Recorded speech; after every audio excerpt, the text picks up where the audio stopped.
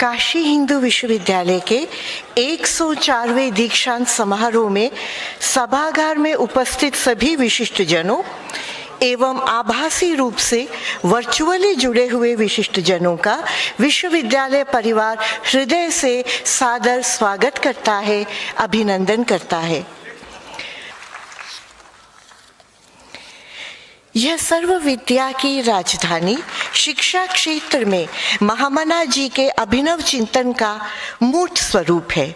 हम सभी के द्वारा इसके गौरव का उत्तरोत्तर संवर्धन ही हमारी प्रणामांजलि है।